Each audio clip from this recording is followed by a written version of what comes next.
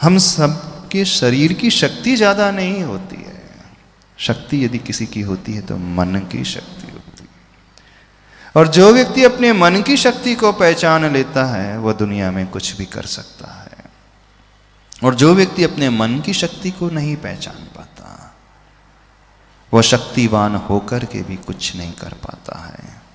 तो सारा खेल हमारे मनोबल का है। किसका है? मनोबल का है।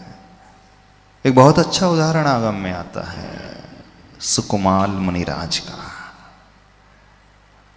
सुकुमाल मुनिराज का नाम सुना है?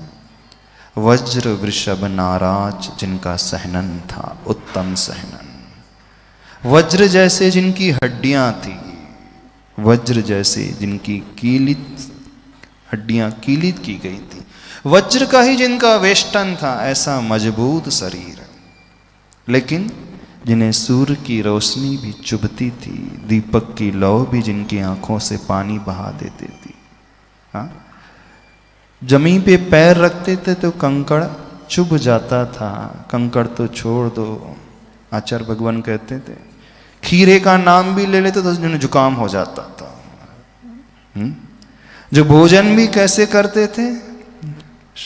शाली धान्य कमल के पुष्प में सुवासित करके उस धान्य का वो प्रयोग करते थे जिन्होंने कभी सूर्य की रोशनी को देखा नहीं था।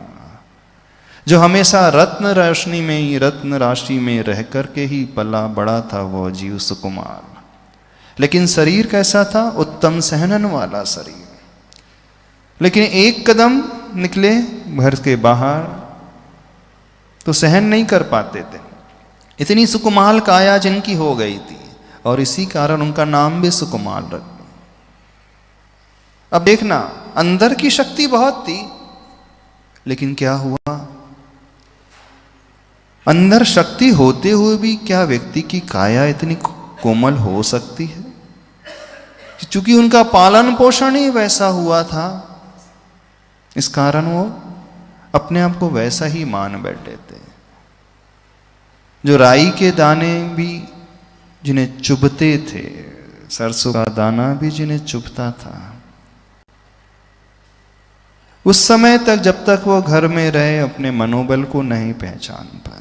और जिस दिन अपने पिता के दर्शन किए मुनि अवस्था में, पिता की वाणी सुनी, बस कथा आपको पता है, हम ज़्यादा कथा का विस्तार नहीं करेंगे। और वे घर के उस महल से पत्नी की साड़ी बांध करके उतर गए और नंगे पांव पिता की ओर बढ़ने लगे। नंगे पांव क्या बढ़े, जहां जहां कदम रखते थे वहीं खून के निशान छूटते चले गए। दीक्षा लेकर के तपस्या करने बैठ गए और खून की गंध को पाकर के स्यालिनी दो बच्चों के साथ पीछे पीछे आ गई और बैठे हैं मुनिराज सुकुमाल मुनि ध्यान में, और वो उनकी जंघाओं को नोच नोच करके खा रही। पढ़ी है ना कथा सबने, सुकुमाल मुनिराज।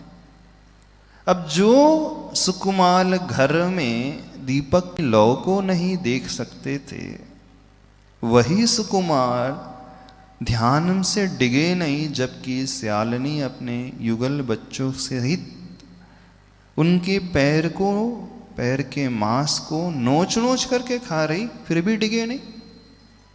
क्या हो गया? ऐसा क्या परिवर्तन आ गया उनके भीतर? शारीरिक शक्ति पहले भी वही थी, शारीरिक शक्ति अब भी वही है, लेकिन पहले वो उसे सहन नहीं कर पाते, थोड़ी प्रतिकूलता भी नहीं झेल पाते थे, और अब वो जीव उनके मांस को खा रही है, फिर भी वो डिग नहीं रहे। समझ रहे हो कि नहीं? तो जब तक हम अपने मन के बल को नहीं पहचानेंगे, सब कुछ हमारे भीतर होते हुए भी हम कुछ नहीं कर पाते हैं। सुकुमाल भी जब तक अपनी शक्ति को नहीं पहचान पाए, ऐसे ही सुकुमाल बनकर के रहे। लेकिन जब उन्होंने ठान लिया, अपनी शक्ति को पहचान लिया, मनोबल को जागृत कर लिया, तो भीषण उपसर्ग होता रहा। उससे ज़्यादा भयंकर उपसर्ग कुछ नहीं हो सकता। हो सकता? नहीं हो सकता। हम तो एक मच्छर में हिल जाते हैं, ध्यान कर रहे हो, सामायिक कर रहे हो, क्या होता है, एक मच्छर काटता है तो व्यक्ति उसे भगाने के लिए तत्पर हो जाता है, हाथ पैर हिलाने लगता है। और वहाँ कहाँ लोमड़ी अथवा वह स्यालिनी उनके पैरों का भक्षण कर रही है, फिर भी वो आसन से डिग नहीं रहे। ये होता है मनोबल का चमत्कार। समझ रहे हैं? ये होता है आत्मविश्वास का चमत्कार। तो तन का बल वह कण सा रहता है और मन का बल वह मन सा रहता है। मन मतलब एक मन पहले चलता था, 40 शेर का एक मन होता था, अथवा 40 किलो समझ लो।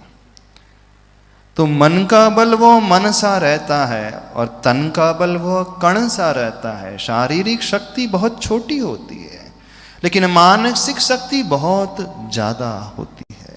तो जो डरपोक बन करके बैठे हैं हर क्षेत्र में, संसार के क्षेत्र में भी और धर्म के क्षेत्र में भी, उन लोगों से कहना है थोड़े अपने मनोबल को जागृत करना सीखो। यदि मनोबल जागृत हो गया तो हम दुनिया में कुछ भी कर सकते हैं, जो हम चाहे वो कर सकते हैं। Nothing is impossible, even the word impossible says I am. क्या स्पेलिंग है इम्पॉसिबल की? I am POSSIBLE means even the word impossible says I am possible। तो इम्पॉसिबल भी वो पॉसिबल हो जाता है किनके लिए? जिनका मनोबल मजबूत हो जाता है। तन का बल तो कण सा रहता है, बहुत छोटा रहता है। तो जो लोग भी डरते हैं जीवन में कुछ करने के से कि हम नहीं कर पाएंगे, तो खासकर उन लोगों से कहना है अपने मनोबल को जगाना सीखो, उन सुकुमार मुनिराज की भांति।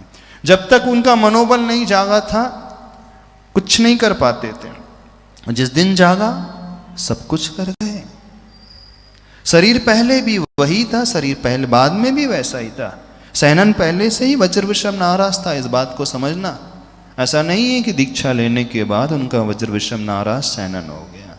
शक्ति पहले भी थी, लेकिन सोई हुई शक्ति थी। और जब तक हमारी शक्ति सोई रहती है, हम मनोबल वाले होकर के भी कुछ नहीं कर पाते। तो जीवन में कुछ करना है तो अपने मनोबल को जगाना सीखो, अपने मन से उस भय को दूर करना सीखो। ये होता है मनोबल का चमत्कार, आत्मविश्वास का चमत्कार। उसी बात को आचार्य भगवान कह रहे हैं, तन का बल वह कण सा रहता है और मन का बल वह मन सा रहता है। यह एक अकाट्य नियम है। अकाट्य मतलब जिसकी कोई काट नहीं होती, उसे कोई नहीं तोड़ सकता।